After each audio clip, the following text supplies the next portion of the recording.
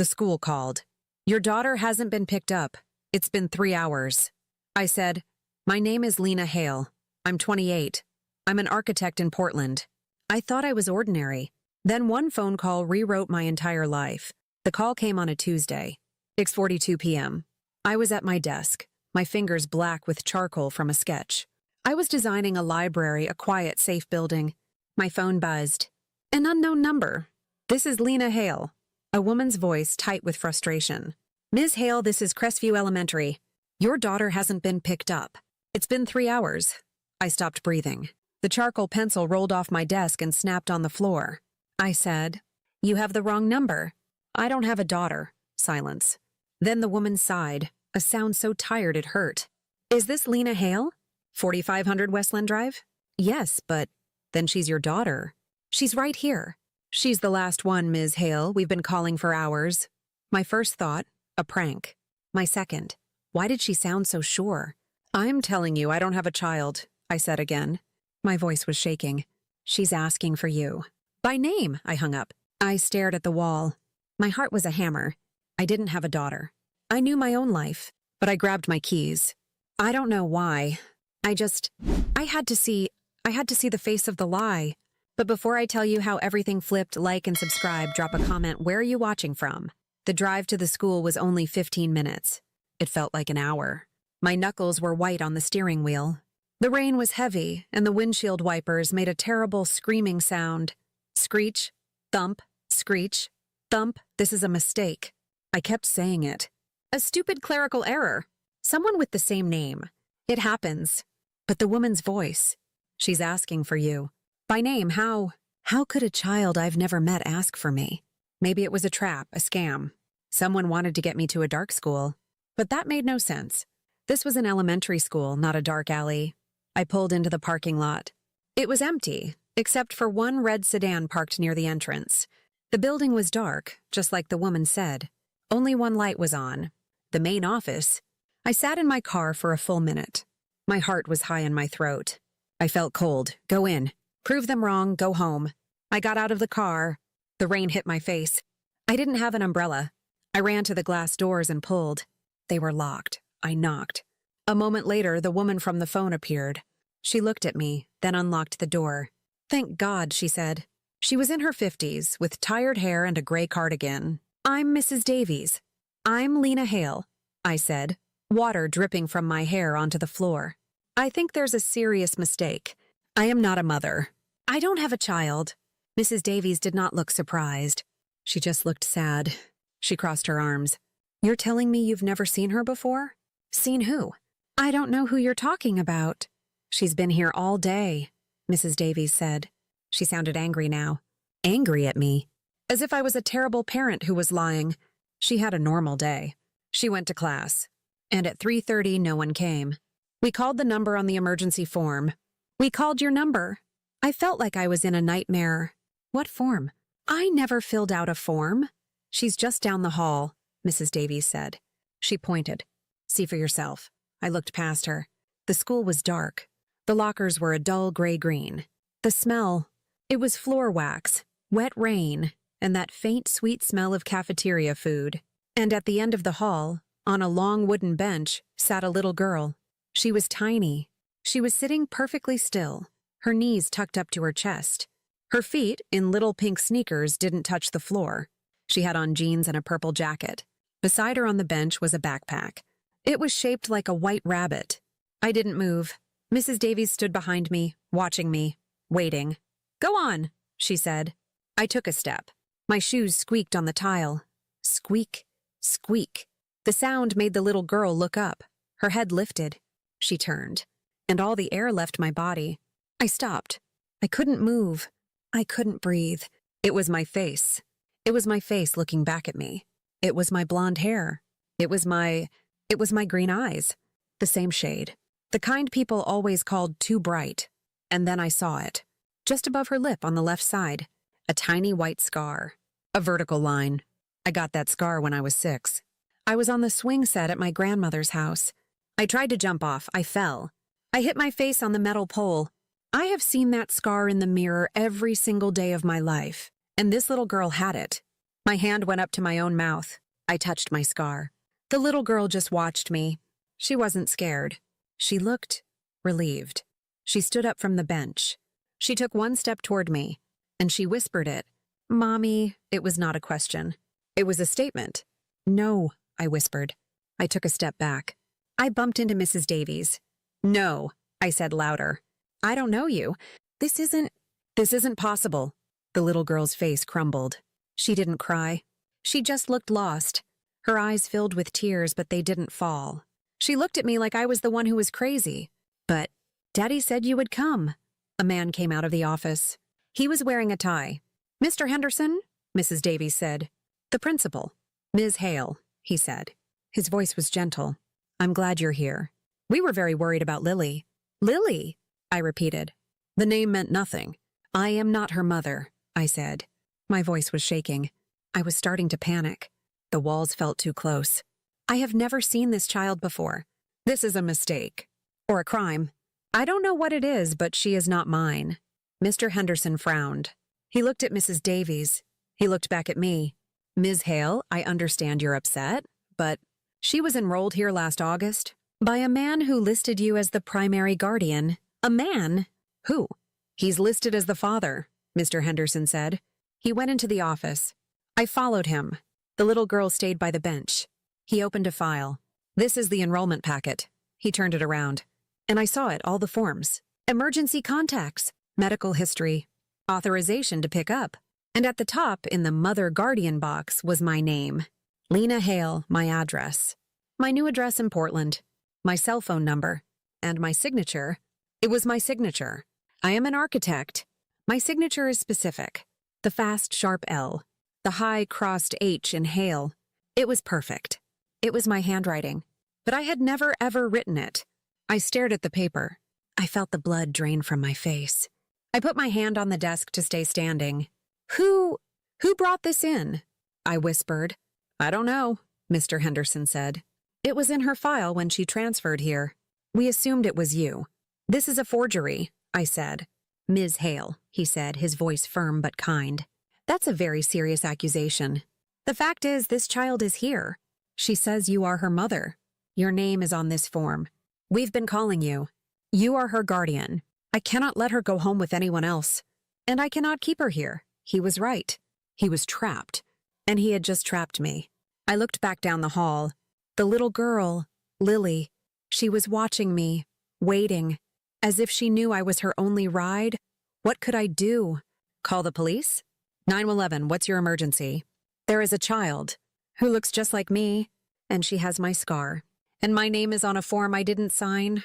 I would sound insane. I couldn't leave her here. They would call child services and what if she was... No, I had to solve this. And I couldn't solve it in a school lobby. I took a deep breath. Okay, I said. My voice was dead. I'll take her. Mrs. Davies let out a long breath. Thank you, just sign her out for us. She handed me a clipboard. I picked up the pen, and I signed my name, my real signature, right next to the fake one. They looked exactly the same. I walked back to the girl. She looked up at me. Hi, I said. My voice was a croak. Hi, Mommy. My name is Lena, I said. You can call me Lena. She looked confused. Okay. I reached out my hand. Let's go. She put her small, warm hand in mine. It fit perfectly. I walked out of that school, holding the hand of a stranger who had my face. We got in the car. I put her in the back seat. I didn't have a car seat. I didn't even think about it. I just drove. The drive home was silent. Just the screech, thump of the wipers. In the rearview mirror, I watched her. She was just looking out the window. Are you hungry? I asked. The silence was too much. Yes, she whispered. What do you like to eat? Macaroni. I stopped at the grocery store. I ran in. I bought a blue box of macaroni and cheese. I bought milk. I bought apple juice and a box of cookies. The cashier smiled at us. She's beautiful, the cashier said. Looks just like you. A mini-me. I just nodded. I couldn't speak. I paid. I left. I drove to my clean, quiet adult apartment. The one with glass tables and white walls. The one with my blueprints and charcoal sketches. My life. I walked into my apartment, and I held the door open for a child who called me Mommy. My life was over. I was the victim of a crime. A crime I couldn't even name. My apartment felt wrong. It was too quiet. The gray minimalist furniture looked cold and sharp. This was not a place for a child. Lily stood in the entryway, dripping water on my hardwood floor. She held her rabbit backpack in front of her. She looked like a little soldier. "You can put your bag down," I said. I sounded like a stranger. She put it by the door. Are you really hungry?" She nodded. "Okay, macaroni, I can do that." I went into my kitchen, my beautiful steel kitchen. I almost never cooked. I opened my cabinets. I had pasta. I had wine. I had coffee. I had to find the pot I bought 3 years ago and never used. I found the blue box. I read the instructions. Boil water. Add pasta. It felt stupid. My world was ending, and I was boiling water. I could feel her watching me. I turned. She was sitting at my dining room table. Her hands were in her lap. "What's your name?" I asked again. I needed to hear her say it. "Lily?" "Lily? That's a pretty name." "Lily? What's your last name?" She looked at her shoes. "Carver," she said. The wooden spoon I was holding clattered into the sink. Carver? No, it couldn't be. It was a common name. It had to be a different Carver. But the scar, the eyes, the forged signature. "Lily," I said, and my voice was sharp. She flinched. I tried again, softer. "Who usually picks you up from school?" "Daddy." What is your daddy's name?" She looked up at me. Her green eyes, my green eyes. "Daniel," she said. The name hit me. It was not a sound. It was a physical blow. The room spun. I had to grab the back of the dining room chair. Daniel Carver. Not a ghost, a bomb. My past had just exploded in my kitchen. Daniel Carver was not just someone I dated. He was the man I was going to marry. I met him 6 years ago. We were both young architects in Seattle. We worked at the same firm. We fell in love over blueprints and cheap wine. He was brilliant. He was funny. He was everything. He knew me. He knew every story. He was the one I told about the swing set. He had traced the scar on my lip with his finger and said, "This is my favorite part." He knew my handwriting. We used to practice signing each other's names, laughing about it. "I could be you," he'd said. He was my life. And then 5 years ago, he vanished. It was a Tuesday. Just like today, I came home from a work trip. The apartment was empty. His clothes were gone. His books were gone. His drafting tools were gone. There was a note on the counter. "I'm sorry. This is for the best." I didn't understand. I called his phone. Disconnected. I went to the office the next morning. Our boss looked at me with pity. "Lena, he quit a week ago. He said he was moving." "Moving where?" "He didn't say. He just left." He evaporated. He took 5 years of my life and turned them into smoke.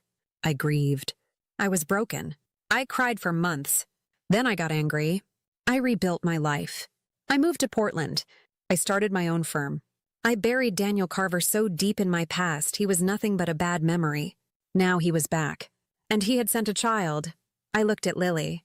She was watching me, scared. How old are you, Lily?" I asked. "I'm 4. 4. He left 5 years ago." The math was simple. And it was impossible. He left me in August. A baby born. 9 months later, he left me. And he was with someone else. Someone who looked like me? No, that didn't make sense. The scar, he left me. And I was... No, I said out loud. I wasn't pregnant. I know I wasn't. I would know. A person knows if they had a baby. The macaroni was boiling over. Water was hissing on the stove. I grabbed the pot, burning my hand. I dropped it. Pasta scattered everywhere. I just stared at the mess. Lily started to cry. The sound snapped me back. "It's okay," I said, my voice shaking. "It's okay. I'm sorry. I'm just surprised." I cleaned up the mess. I made her a peanut butter sandwich. She ate it. I sat across from her. My mind was racing. Daniel. He had forged my name. He had enrolled this child in a school. He listed me as the guardian. And then he disappeared. Again. He had left her, just like he left me. He had found a way to write me back into his story. "Lily," I said gently, What did Daniel tell you about me?" She finished her bite. "He said you were my mommy." "But where was I?" "He said you were very, very busy. At your work. He said you were sick for a long time, but that you loved me. He had pictures of you." Pictures? My blood went cold. In a box. He said you were a secret. He said I couldn't meet you. Not yet, but he said if he ever had to go away on a long trip, you would come for me. The lies. The calculated, careful lies. He had built a mythology around me. He didn't just steal my name. He stole my story. He made me the absent mother. The tragic, busy, sick woman who couldn't be there. He made me the villain in her life. And he made himself the hero who stayed. Until today, he's wrong, I said. My voice was hard. Wrong about what? About me. I wasn't sick. I wasn't busy. I took a breath. I didn't know you were here. She just stared at me. That night, I made her a bed on my sofa. I used my best sheets. I covered her with my favorite blanket. She was asleep in 5 minutes. I went to my computer. My hands were shaking, but not from fear. It was rage. My old life was over. My new one had just begun. I was going to find out what he did. I was going to find out how he did it. And then I was going to find him. Lily was asleep. The apartment was completely dark, except for the blue glow of my laptop screen. My office light was on. I was at my desk. This was my space, my comfort zone. I'm an architect. I solve problems. I analyze structures. I find the flaws. I find the truth. This was a structure of lies. Daniel built it. I was going to tear it down. I started with my own life. I had to prove I was sane. I had to prove I was right. I opened my work calendar. I went back 5 years, the year he left. August 2020. I had the Seattle Tower project. I was working 80-hour weeks. I was not pregnant. I went forward, September, October, November, all work, meetings, deadlines. Then I looked at the next spring, April 2021, 9 months after he left. The month Lily would have been born. My calendar was full. April 10-15, Chicago pitch, K-Tower project. I remembered that trip. It was my first big project after moving to Portland. We won the bid. I was in Chicago.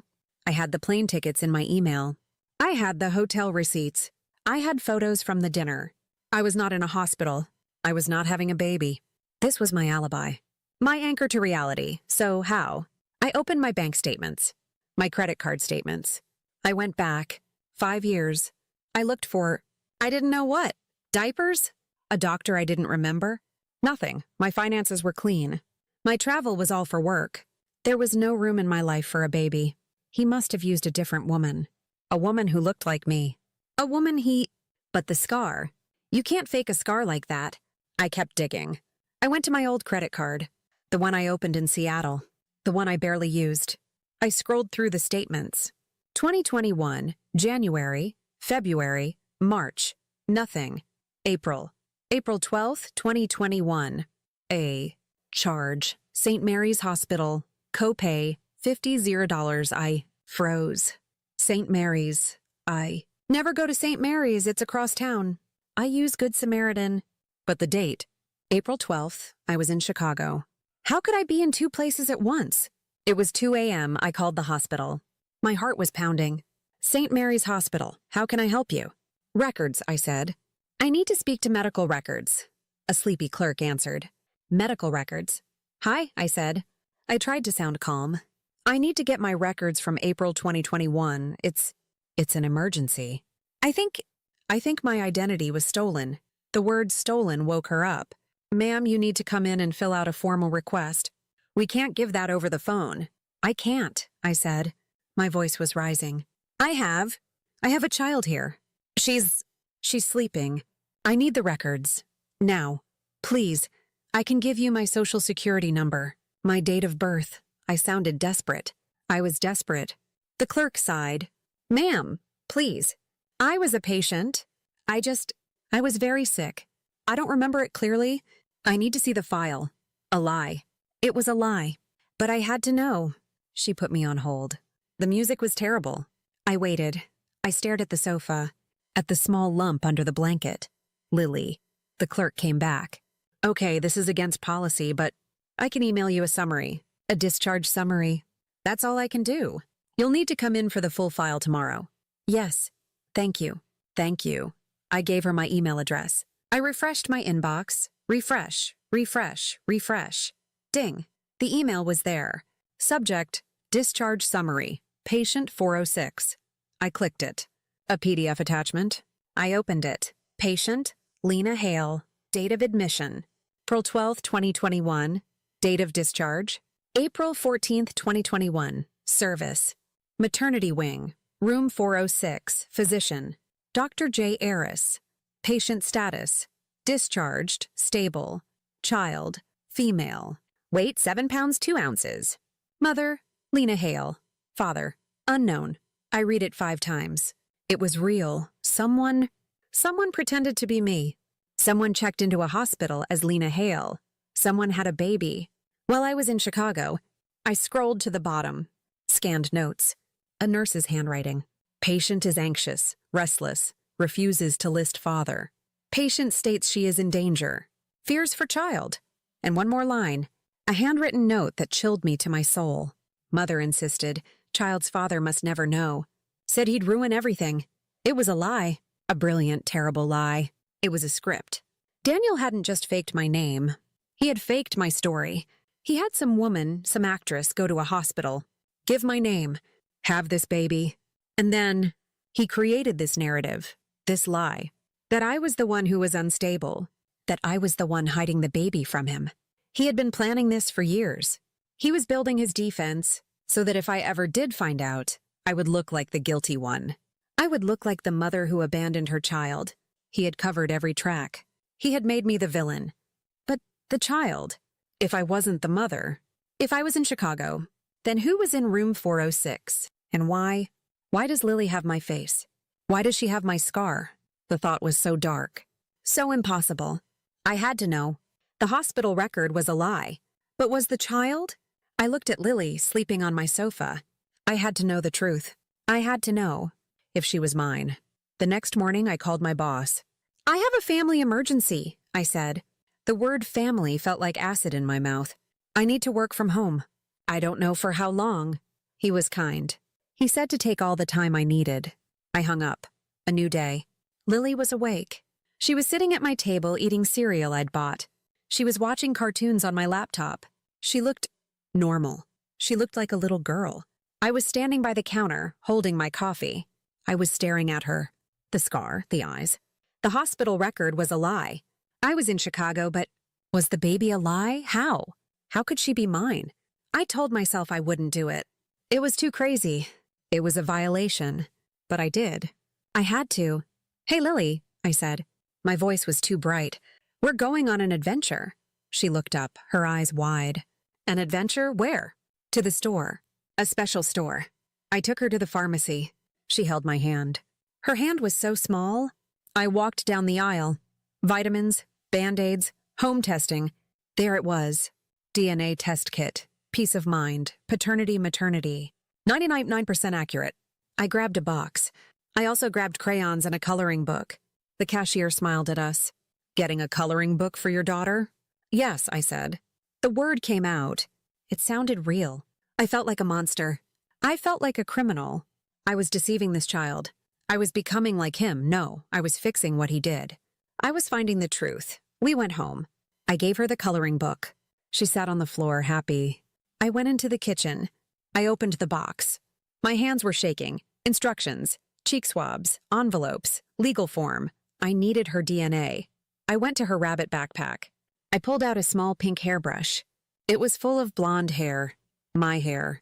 I pulled out a few strands. The instructions said a cheek swab was better. My stomach turned. Hey, Lily, can we play a silly science game? She looked up. What game? The Who Are You game. I knelt on the floor. I opened one of the swab packets. I just have to rub this on your cheek. It's silly. It tickles. She giggled. Okay. I swabbed her cheek. My hand was trembling. My turn, I said. I went into the bathroom. I locked the door. I looked in the mirror. My eyes, her eyes. My scar, her scar.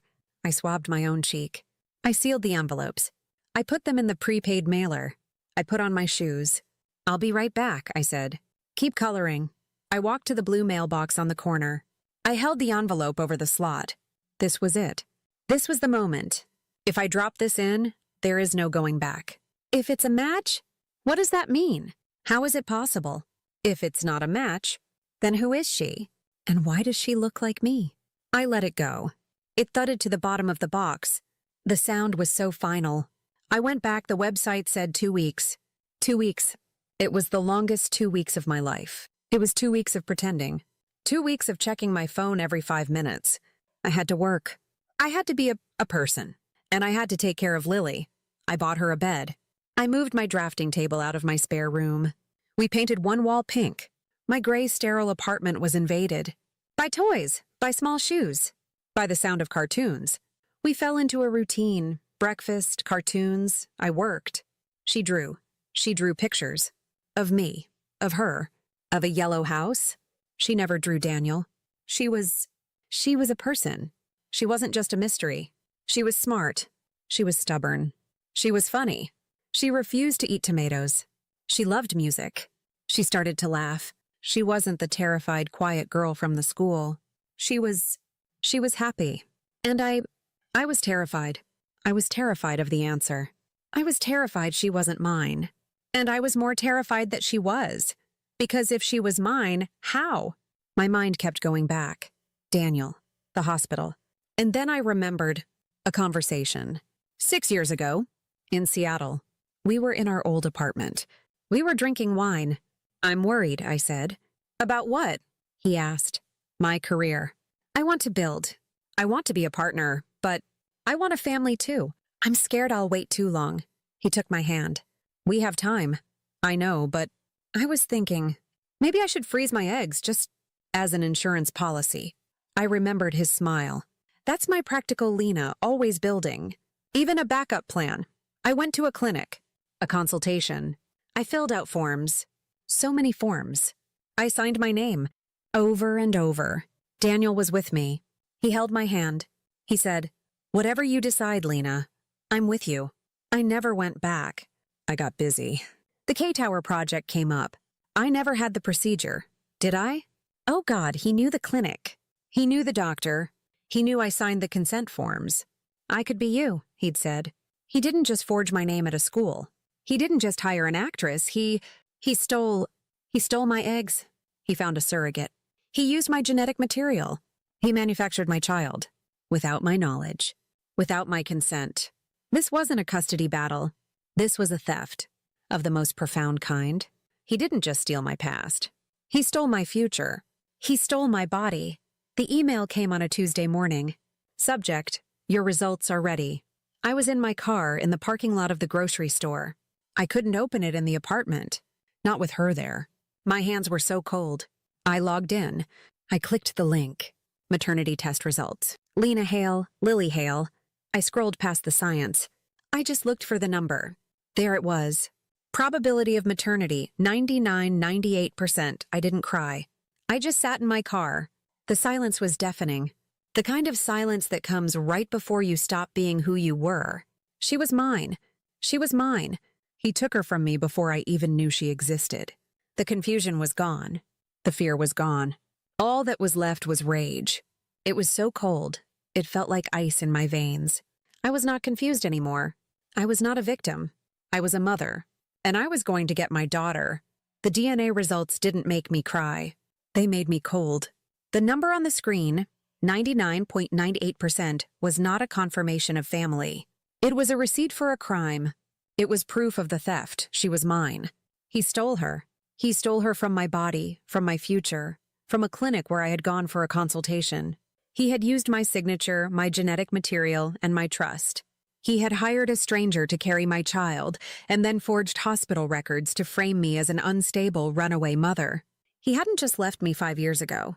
He had plundered me. The confusion was gone. The shock was gone. All that was left was a silence in my mind, a cold, clear space. I was not a victim anymore. I was a mother, and I was going to get my daughter. The next morning, I moved my life around. I called my boss and told him the family emergency was now a legal one, and I needed indefinite leave. I moved half my savings into a new checking account. Then I hired a private investigator. He was a man named Karras. He had a small, dusty office downtown. He was ex-police. He looked at me over his glasses. "What can I do for you, Ms. Hale?" I didn't tell him the whole story. I didn't need to. "I need to find a man," I said. I slid a piece of paper across his desk. It had Daniel's full name, his old Seattle address, and the address of Crestview Elementary. His name is Daniel Carver. He just abandoned his 4-year-old daughter at this school. He listed me as the guardian. I need to know where he is. Now. Karis looked at the paper. Abandoned? He told her he was going on a long trip. The school called me. I have her. And your relationship to Mr. Carver? We used to work together, I said. A long time ago. And the child? I met his eyes. The DNA test says she's mine. Karis didn't flinch. He just nodded as if this was normal. Maybe it was. This is a custody matter, then. You're trying to serve him. I'm trying to find him, I said. I will handle the rest. I'll have an address for you in 48 hours, he said. He had it in 24. The call came while I was on the floor, building a block tower with Lily. She was laughing. It was a bright, beautiful sound. My phone buzzed. Ms. Hale Karis. I stood up. Go ahead. He's not at the address on the school forms. He moved out 2 days ago. The same day you picked up the girl. Of course he did. He was running. He had left her like a package on a doorstep. He's in a rental in the suburbs. Lake Oswego, 14 Cherry Blossom Lane, white house, white fence. He's paying in cash. He's hiding. Thank you, I said. Send me the bill. I hung up. I looked at Lily. Mommy has to go. To a meeting. A work meeting. I hated lying to her. It was his poison, and he was making me use it. I called my colleague, Sarah. She had a daughter of her own. Sarah, I need a favor. The biggest favor I will ever ask. An hour later, Lily was at Sarah's house happily playing. Is everything okay, Lena? Sarah asked, her eyes full of worry. It will be, I said. The drive to Lake Oswego was long. It was the rich, quiet suburbs. Perfect lawns. Big, silent houses. It was everything he used to say he hated. He called it a suburban lie. He had become his own cliché. I found the street. Cherry Blossom Lane. And there it was. 14 White House. White fence. A perfect manicured lawn. A perfect lie. I parked. I walked up the path. My heart was not pounding. It was slow. Heavy. A single steady drumbeat. Thud. Thud. Thud. I was not angry. I was focused, like I am before a presentation. I had my facts. I had my case. I rang the doorbell. I waited. I heard movement. The lock clicked. The door opened. He stood there. He looked smaller, thinner. His hair was messy. He wasn't the brilliant, confident man I remembered. He was just a man. He saw me, and he wasn't surprised. He didn't say, Lena? What are you doing here? He just nodded. He had been expecting me. This was the day he had been dreading for 5 years. Lena, he said. Hello, Daniel. He had the nerve to try and smile. It was a terrible, wet, frightened thing. You found her, he said. Not you found me, he said. Our little secret. She's not a secret, Daniel, I said. My voice was low. I didn't want the neighbors to hear. She's a person. And she's not ours. She's mine. She's my daughter, Lena, he said, stepping back. He let me in. The house was empty. Just boxes. He was ready to run again. I'm the one who raised her. I'm the one who was there. You're the one who stole her, I said. I walked into the empty living room. I didn't sit. The clinic, I said. Seattle. 2019. How did you do it? He looked away. He ran his hands through his hair. You signed the forms. We both did. The consultation. You said you wanted a backup plan. I never went back, I said. I never had the procedure. You didn't have to, he whispered. The consent was signed for retrieval, for fertilization, for surrogacy. You signed all of it. You were so busy with the K-Tower pitch, you just signed everything the doctor gave you. I felt sick. He was right. I had been in a hurry. I had trusted him. I told them we were proceeding, he said. I paid for it. I found a surrogate. I wanted her, Lena. I wanted a family. You wanted my family, I said. You wanted my child. Without me. Because you wouldn't have done it, he shouted. His voice cracked. You would have chosen your job. You would have waited until it was too late. I did it for us. You did it for you, I said. You lied to me. And then you left me. And you took my daughter. He stepped toward me. His eyes were wild, desperate. I had to. I had to take her. And I had to keep her safe. Safe? I laughed. Safe from what? And then he said it. The line he had been practicing. The lie from the hospital records. From you. The word just hung in the air. Me? You were never stable, Lena. You were obsessed. Your work. Your ambition. It's all you cared about. You're cold. You always were. You would have seen her as a burden. You wouldn't have wanted her. He was using my ambition. The thing he used to say he loved. He was turning it into a weapon. He was trying to make me the monster. I laughed again. It was a soft sound. The kind that hurts. You think I'm cold, Daniel? You think I'm dangerous? I watched him. He had built this entire story. This entire fake life. He had faked hospital records. He had told his own daughter I was unstable. All to make himself feel like a hero. I was never dangerous, I said. I took a step closer. He flinched. He physically flinched and took a step back. He saw it in my eyes. The change. The woman he knew. The 23-year-old girl he could cheat and lie to. She was gone. I took one more step. I was on his welcome mat. I was never dangerous, I said again, my voice a whisper. Until now. I turned around. I walked out the door. Lena, wait! He yelled. What are you going to do?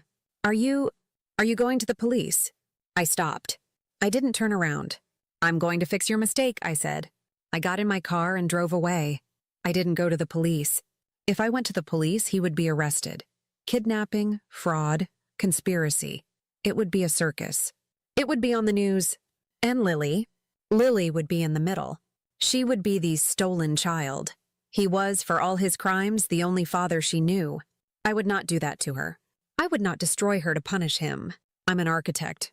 I don't use a hammer when I need a blueprint. I needed a professional. I found the best family lawyer in Portland. Her name was Helen Brody. She had an office on the 40th floor. The windows looked out over the entire city. She was sharp, in her 60s, and wore a suit that probably cost more than my car. I sat in a high-back leather chair. I didn't cry. I didn't yell. I was an architect presenting a case. I took out my file. Here are the facts, I said. I laid out the first document. This is a DNA test. It shows I am the 99.98% probable mother of a child named Lily Carver. I laid out the second. These are hospital records from St. Mary's for April 2021. They show a Lena Hale giving birth to that child. The file notes the mother was unstable and wished to hide the child from the father. I laid out the third. This is my work itinerary, plane tickets and hotel receipts for the same week. I was in Chicago, Illinois. I was not in St. Mary's Hospital. I laid out the fourth. This is the PI report showing the father, Daniel Carver, at this address. He abandoned the child at school 2 days after I picked her up. He is in hiding. I laid out the last one. And this is an affidavit I requested from the Seattle Fertility Clinic. It confirms that my genetic material was retrieved in 2019, under my signature, but that all further procedures, the fertilization, the creation of the embryo, and the release to a surrogate, were authorized by Daniel Carver, using a forged signature on a spousal consent form. They believed he was acting on my behalf. Helen Brody read everything. She didn't speak for 10 minutes. She took off her glasses. She rubbed her eyes.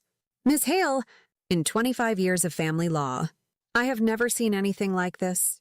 This is monstrous. This is kidnapping by fraud.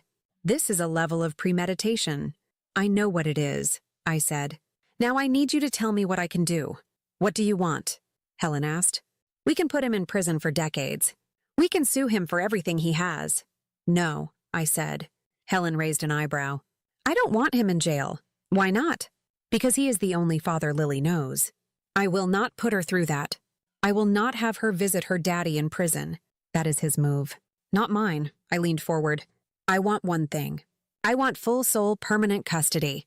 I want his name off her birth certificate. I want him to have no rights. He will never be her father on paper. He will never make a decision for her again. I want him erased, Helen smiled. It was a cold, sharp smile. That I can do. We will use the criminal charges as a threat. We give him a choice. He signs away his rights, or he goes to prison. She drafted 2 sets of documents. The first was a 50-page petition for sole custody. It detailed every crime. It included copies of all my evidence. It was the weapon. The second was a 2-page document, a stipulation to terminate parental rights. It was the mercy. The next day, I drove back to Lake Oswego. This time, I wasn't there for answers. I was there to deliver the sentence. No screaming, no chaos, just paperwork. I rang the bell. He answered. He looked like he hadn't slept. He saw the large manila folder in my hand. "What is this?" he whispered. "Paperwork," I said. I handed him the folder, the 50-page one. He opened it. He saw the first page. Petition for sole custody. He flipped the page. The DNA test. He flipped again. My Chicago alibi. He flipped again. The affidavit from the clinic. His face drained of color. He staggered back. He had to lean against the wall. He saw the words kidnapping, fraud, conspiracy. You can't, he stammered. "I already did," I said. A small lie. But it worked. "It's filed. The hearing is set." He dropped the folder. The pages scattered on the floor. "Lena, please," he begged. He was crying now. "Please don't do this. She's my whole life. We can co-parent. I'll do anything. You can't just take her." "You took her," I said. My voice was ice. "You took me. You took my choice, my body, my name. You don't get to talk about taking. You built a house of lies, Daniel. And the foundation just broke. You're doing this to punish me," he whispered, sliding down the wall. I looked down at him. "This broken man, this thief." "No, Daniel." I bent down just slightly. "This isn't about you. Not anymore." I pointed to the scattered papers. "To the lies. I'm doing this so Lily never learns how to lie like you." He just sobbed. I held out the second smaller file. "And a pen." "What? What is that?" "This is your choice," I said. "This is a voluntary surrender of all parental rights. You sign it. You agree to everything. You will not contest. You will never see her again unless I allow it." "Or what?" he whispered. "Or this folder," I tapped the big one, "goes to the district attorney, and you will be charged. And Lily will have to visit her daddy in prison." He looked at the pen. He looked at me. He saw I was not bluffing. You're a monster," he said. "No, Daniel. I'm a mother. You just taught me how." He took the pen. His hand was shaking so badly he could barely write his name. He signed it. He signed away his daughter. I took the paper. I put it in my bag. I turned around. "Lena, wait!" he cried out. I stopped. Will I ever see her again?" I looked back. "That depends on her. When she's old enough, I will tell her the truth. And she can decide if she ever wants to see you." I walked away, and I did not look back. 3 weeks later, the hearing was a formality. Helen had called it a consent judgment. The outcome was already decided. We just had to show up and make it official. Those 3 weeks were a strange floating time. I had temporary custody. Lily was with me. I had to live with her, knowing this was all happening in the background. She was opening up. She was laughing. She was drawing pictures and taping them to my white walls. My gray apartment was slowly turning pink. She asked about him. "Are we going to see Daddy?" I had to lie. It felt like acid in my throat. "Not right now, sweetie. He's on his trip, remember?" "Oh," she said. "Will he be gone a long time?" "Yes," I said, hugging her. "A very long time." This was his final parting gift. He had made me a liar, too. It steeled my resolve. I was not just doing this for me. I was doing this to stop the lies. The morning of the hearing, I woke up before dawn. I got Lily dressed. I made her pancakes. Then I took her to Sarah's house. "Why can't I come, Mommy?" she asked, holding her rabbit backpack. "It's a very, very boring meeting. Just for grown-ups. Lots of papers." "Oh, okay." She hugged my leg. "Don't be gone long." "I won't," I promised. I drove to the courthouse. It was sterile and cold. Just like the outline said, it was not like on television. There was no grand hall. It was a beige modern building that smelled like floor wax and old coffee. It was a place of endings. My lawyer, Helen, was waiting for me. I was wearing a simple gray suit. I felt like an architect, ready to present a final design. "You ready?" Helen asked. "I just want it to be over," I said. We went into the waiting area, and I saw him. He was at the other end of the hall. He had a lawyer with him, a young man who looked nervous. Daniel looked gray. He was a ghost. He had lost weight. His clothes were rumpled. He saw me. He didn't look angry. He didn't look sad. He just looked empty. He looked away. The power dynamic was permanent. He was nothing. "All rise." We went into the courtroom. It was small. Just us, the lawyers, and the judge. The judge was a woman with tired eyes. She had seen everything. Case 45B in the matter of the custody of Lily Hale, the bailiff said. Counsel, approach, the judge said. She looked down at the file. At my file, the 50-page one. Her expression went from bored to shocked. She looked up from the papers. She stared at Daniel. This is one of the most disturbing files I have ever reviewed in my career, the judge said. Her voice was cold. She looked at Daniel. Mr. Carver, the allegations in this petition are staggering. You are lucky you are not in a criminal proceeding. Daniel didn't look up. He just stared at his hands. The judge looked at his lawyer. And you are not contesting Ms. Hale's petition for sole custody. You are agreeing to the termination of parental rights? Yes, Your Honor, his lawyer mumbled. We have reached an agreement. Mr. Carver voluntarily surrenders all parental rights. The judge nodded. She looked at me. Her expression softened. It was pity. It was respect. Ms. Hale, the court grants your petition. Full, sole, and permanent legal and physical custody is awarded to Ms. Lena Hale. All parental rights of Mr. Daniel Carver are hereby terminated. She continued. The order to amend the birth certificate is approved. The child's legal name will be changed to Lily Hale. She raised the small wooden gavel. It struck the base once. Thud. That sound. It was so small, but it was the loudest sound I had ever heard. It was the sound of the phone call ending. It was the sound of the file closing. It was the sound of the forged signature being erased. It was the sound of the DNA test landing in the mailbox. Thud. It was the sound of the door to my old life closing and the door to my new one opening. That sound. That one small sound. It replaced the memory of that first phone call forever. It was done. I stood up. Helen touched my arm. Congratulations, Lena. I just nodded. I felt empty. Not happy, just done. I walked out of the courtroom. I walked past Daniel. He was still sitting. A broken gray man in a beige room. I didn't look at him. I walked out of the courthouse. I pushed open the heavy glass doors. The sunlight hit my face. It was too bright. I stood on the steps. I took a deep breath. It was the first real breath I had taken in weeks. It was over, now what? I had to go pick up my daughter. My daughter. I picked Lily up from Sarah's house. The moment she saw me, she ran. Mommy! She wrapped her arms around my legs. Did you win your meeting? I knelt and hugged her. I held her so tight I could feel her small heartbeat. Yes, honey, I whispered. I won. That was the first day of our new life. Months passed. Then a year. It wasn't a movie. It wasn't easy. My clean gray apartment disappeared. My drafting table was pushed into the corner of my bedroom. The living room was pink. There was a small pink castle in the middle of the floor. There was a small white table covered in crayons and glitter. My fridge, once empty except for wine and yogurt, was now covered. It was covered in drawings. Drawings of me. Drawings of her. Drawings of a yellow house with a big dog. My life, which had been so clean and controlled, was now a beautiful, colorful mess. I was still an architect. I still worked. But I left at 5 p.m. I didn't just design libraries. I designed a playground for a new community center.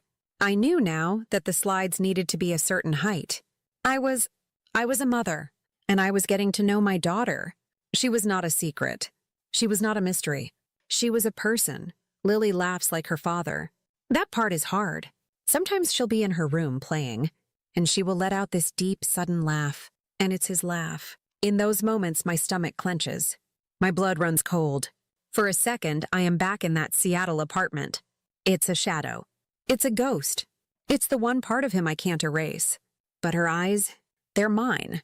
They are my eyes, sharp, curious, guarded. When she's frustrated with a puzzle, she doesn't cry. She gets quiet. She gets angry. She focuses. That's me. When we go to a party, she doesn't run to the other kids. She stands by my leg. She watches. She analyzes. That's me. She is stubborn. She is smart. She loves to build with blocks. She makes intricate, organized towers. She is my daughter. It wasn't perfect. She had nightmares. She would wake up crying. I want Daddy. Those were the hardest nights. I would go into her room. I would sit on her bed. I would hold her. He's on his trip, honey.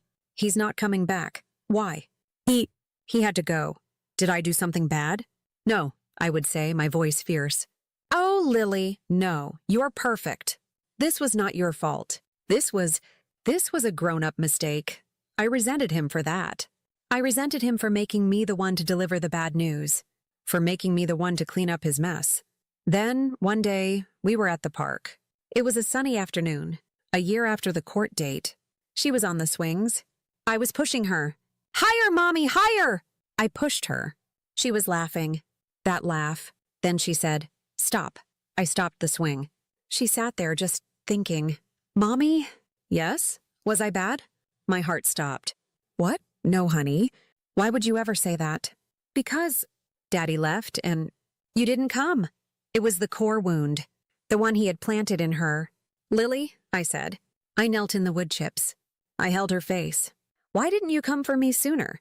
There it was. The real question. I had to get this right. No lies, not ever. Oh, Lily, I said. My voice was thick. I didn't come sooner because I didn't know where to look. It was the simplest truth. But Daddy said you knew about me. He said you were sick. I took a deep breath. You're Daniel. He was very confused.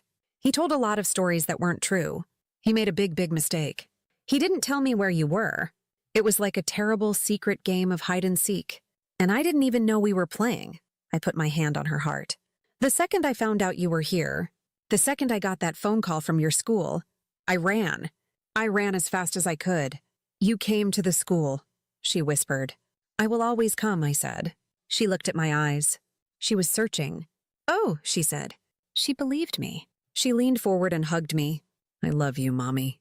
I love you, Lily. She got off the swing. Can I go down the slide? Go, I said.